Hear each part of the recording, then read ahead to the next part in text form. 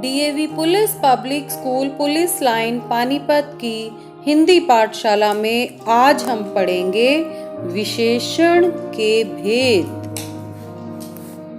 विशेषण के 4 भेद हैं। गुणवाचक विशेषण, संख्यावाचक विशेषण, परिमाणवाचक विशेषण और सार्वनामिक विशेषण।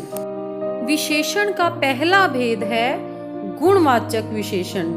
जैसा कि नाम से ही ज्ञात होता है, गुणवाचक यानी जो संज्ञा या सर्वनाम के गुण या दोष के बारे में बताए, अर्थात जो शब्द किसी संज्ञा या सर्वनाम के गुण, दोष, रंग या आकार आदि का बोध कराता है, वह गुणवाचक विशेषण कहलाता है। आइए उदाहरण के माध्यम से समझते हैं। गिलास में गरम दूध है। दूध कैसा है? गरम। मूर्ख लड़का कुछ नहीं समझता, तो लड़का कैसा है? मूर्ख। मीठा आम सभी को अच्छा लगता है। आम कैसा है? मीठा। हमारा तिरंगा आयताकार है। तिरंगे का आकार कैसा है? आयताकार। इन वाक्यों में गरम, मूर्ख, मीठा तथा आयताकार ये सभी विशेषण शब्द हैं। इन शब्दों से संज्ञा या सर्वनाम शब्दों के क्रमशः स्पर्श, गुण, स्वाद एवं आकार का पता चलता है। अतः ये शब्द गुणवाचक विशेषण हैं। अन्य गुणवाचक विशेषण इस प्रकार से हो सकते हैं, जैसे रंग, लाल, पीला, नीला, हरा, सफेद, बैंगनी या कोई अन्य रंग। स्पर्श, स्पर्श में हमारे आते हैं कोमल, खुरदरा, कोई वस्तु कोमल है या खुरदरी है।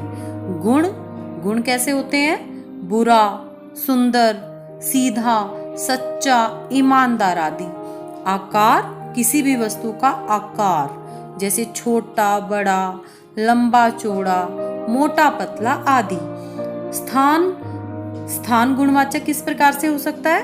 ऊंचा, नीचा, कोई स्थान ऊंचाई पर है, नीचा है, बाहरी, भीतर, देश, विदेश आदि।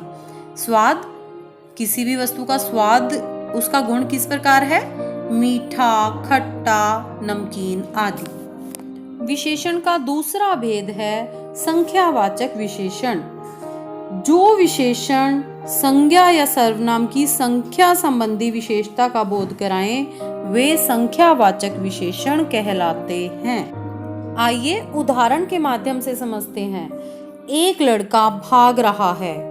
कुछ विद्यार्थी प्रार्थना कर रहे हैं। 2 बच्चे खेल रहे हैं। उसके पास थोड़े पैसे थे।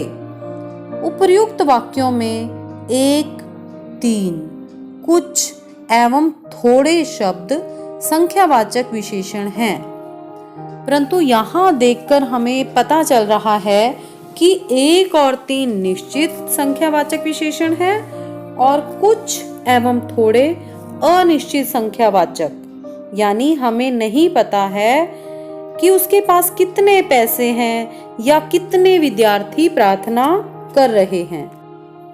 इस प्रकार हमें पता चलता है कि संख्यावाचक विशेषण के 2 भेद होते हैं, निश्चित संख्यावाचक विशेषण और अनिश्चित संख्यावाचक विशेषण। जिस विशेषण शब्द से निश्चित संख्या का बोध होता है, उसे निश्चित संख्यावाचक विशेषण कहते हैं। जैसे नेहा ने 2 पुस्तकें खरीदी। कितनी पुस्तकें खरीदी? 2। तो यहाँ 2 निश्चित संख्यावाचक विशेषण है। मेरे घर में 5 कमरे हैं। यहाँ 5 निश्चित संख्यावाचक विशेषण है। 4 गिलास पानी लाओ में 4 तथा 1 पुस्तक मंगवा दो में 1 निश्चित संख्यावाचक विशेषण है। निश्चित संख्यावाचक विशेषण निम्नलिखित होते हैं। गणना, यानी कि गिनती का ज्ञान हो, जहां केवल गिनती का ज्ञान हो, जैसे 1, 2, 3, 10, 20 आदि। क्रमवाचक, जहाँ क्रम का ज्ञान हो, जैसे प्रथम, द्वितीय, तृतीय, चौथा, पांचवा या कोई भी स्थान। समुदाय, यहाँ केवल प्रत्येक का बोध होता है, जैसे प्रत्येक, हर एक, हर दूसरे दिन। तो इस प्रकार के शब्द हमारे निश्चित संख्यावाचक विशेषण कहलाते हैं। संख्यावाचक विशेषण का दूसरा भेद है अनिश्चित संख्यावाचक विशेषण। जिस विशेषण शब्द से संख्या का तो बोध हो परंतु निश्चित संख्या का बोध न हो, उसे अनिश्चित संख्यावाचक विशेषण कहते हैं। जैसे कुछ फल ले आओ, यहाँ ये नहीं पता कि कितने फल, कुछ फल। थोड़े बादाम गिलास में डाल दो, सभी लड़के बाहर जाओ। कई लड़के इंतजार कर रहे हैं। यहाँ कुछ, थोड़े, सभी, कई, ये सब अनिश्चित संख्यावाचक विशेषण हैं। विशेषण का तीसरा भेद है परिमाणवाचक विशेषण। परिमाण यानी मात्रा, नाप तोल। तो जिन शब्दों से किसी वस्तु के नाप तोल का बोध होता है उन्हें परिमाणवाचक विशेषण कहते हैं। जैसे दुकानदार 2 किलो आलू तोल रहा है, तो आलू की मात्रा कितनी है? 2 किलो। मुझे 3 मीटर कपड़ा चाहिए, 3 मीटर। 5 लीटर तेल देना। यहाँ परिमाणवाचक विशेषण क्या है? 5 लीटर। थोड़ा नमक देना। कितना नमक? नमक की मात्रा कितनी है? थोड़ा, कि थोड़ा सा नमक देना।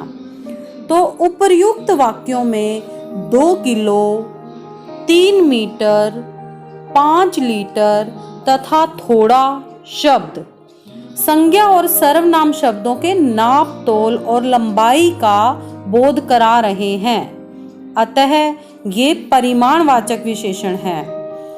संख्यावाचक विशेषण की तरह परिमाणवाचक विशेषण के भी 2 भेद होते हैं, निश्चित परिमाणवाचक विशेषण और अनिश्चित परिमाणवाचक विशेषण।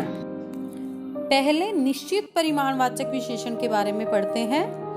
तो जो विशेषण संज्ञा की निश्चित मात्रा, मापतोल आदि का बोध कराए वह निश्चित परिमाणवाचक विशेषण कहलाता है। जैसे 5 किलो आलू, 1 क्विंटल गेहूं। यहाँ पता है कि आलू की मात्रा कितनी है? 5 किलो और गेहूं 1 क्विंटल है। इसी प्रकार परिमाणवाचक विशेषण का दूसरा भेद है अनिश्चित परिमाणवाचक विशेषण। तो कुछ विशेषण शब्द संज्ञा के परिमाण का बोध तो कराते हैं परंतु उनसे निश्चित मात्रा का बोध नहीं होता। ऐसे विशेषणों को अनिश्चित परिमाणवाचक विशेषण कहते हैं। जैसे थोड़े फल, बहुत दूध आदि। तो यहाँ पता है कि फल हैं लेकिन ये नहीं पता कि फल कितने हैं, कितने किलो हैं। थोड़े फल की थोड़े से फल हैं, अंदाजा है फलों का। और इसी प्रकार दूध की निश्चित मात्रा का नहीं पता, अतः इन्हें अनिश्चित परिमाणवाचक विशेषण कहते हैं। अब यहाँ आपको कंफ्यूजन होगा कि संख्यावाचक विशेषण और परिमाणवाचक विशेषण दोनों में ही संख्या है, दोनों ही निश्चित और अनिश्चित हैं, तो इनमें क्या अंतर है? तो आइए आपको बताते हैं कि संख्यावाचक विशेषण जो शब्द संख्या का ज्ञान कराए उसे संख्यावाचक विशेषण कहते हैं। गिनती कराने वाले शब्द संख्यावाचक होते हैं। जैसे कुछ बालक, क्योंकि आप बालकों को गिन सकते हो तो यह अनिश्चित संख्यावाचक विशेषण है। और 4 पुस्तकें, यहाँ पुस्तकों को भी गिना जा रहा है क्योंकि इनकी निश्चित संख्या दी गई है, इसलिए इन्हें निश्चित संख्यावाचक विशेषण कहते हैं। परिमाणवाचक विशेषण, तो जिन वस्तुओं की नाप तोल की जा सके उन्हें परिमाणवाचक विशेषण कहते हैं। जैसे 2 लीटर पानी गिर गया, यहाँ पानी को हम गिन नहीं सकते, यह माप तोल है, अतः परिमाणवाचक विशेषण है। क्योंकि इसकी निश्चित मात्रा दी गई है इसलिए यह निश्चित परिमाणवाचक विशेषण है। इसी प्रकार थोड़ा सा पानी नीचे गिर गया तो थोड़ा सा यानी अनिश्चित परिमाणवाचक विशेषण। विशेषण का चौथा भेद है सार्वनामिक विशेषण। जैसा कि इसके नाम से ही पता चल रहा है, सार्वनामिक यानी जो सर्वनाम से बने हैं। जैसे कभी कभी सर्वनाम शब्दों का प्रयोग विशेषणों की तरह किया जाता है। ऐसी स्थिति में ये सर्वनाम शब्द किसी संज्ञा की ओर संकेत करते हैं। इन्हें सार्वनामिक विशेषण कहा जाता है। जैसे यह वृक्ष बहुत ऊंचा है, यहाँ यह सर्वनाम शब्द है, परंतु यह संज्ञा की जगह यानी वृक्ष संज्ञा शब्द की जगह प्रयोग न होकर वृक्ष की विशेषता बता रहा है, अतः यह सार्वनामिक विशेषण है। इसी प्रकार उस लड़के को मेरे पास भेजो, यहाँ उस सर्वनाम शब्द लड़के से पहले लगकर उसकी विशेषता बता रहा है। वह पुस्तक आलोक को दे दो, वह पुस्तक में वह सर्वनाम शब्द पुस्तक की विशेषता बता रहा है। इसलिए इन वाक्यों में यह, उस और वह सर्वनाम शब्द हैं जो संज्ञा शब्द से पहले लगकर विशेषण का कार्य कर रहे हैं, इसलिए इन्हें सार्वनामिक विशेषण कहते हैं। अब आपको यहाँ कंफ्यूजन होगी कि सार्वनामिक विशेषण में क्या अंतर है। तो सर्वनाम शब्द, जो शब्द संज्ञा के हैं वे सर्वनाम शब्द कहलाते हैं, और सार्वनामिक विशेषण जब सर्वनाम शब्द संज्ञा के पहले आते हैं और संज्ञा की ओर संकेत करते हैं यानी संज्ञा की विशेषता बताते हैं, तो ये सार्वनामिक विशेषण बन जाते हैं। जैसे वह खेलता है, सर्वनाम, वह फूल मेरा है, विशेषण, क्योंकि यहाँ वह फूल में वह शब्द फूल से पहले लगकर फूल की ओर संकेत कर रहा है, अतः वह विशेषण है। विशेषण के बारे में एक और ध्यान देने योग्य बात यह है कि कुछ शब्द विशेषणों की भी विशेषता बताते हैं।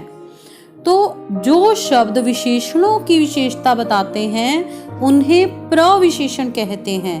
जैसे राम बहुत चतुर है, यहाँ चतुर विशेषण शब्द है और बहुत चतुर की विशेषता बता रहा है, अतः बहुत प्रविशेषण है।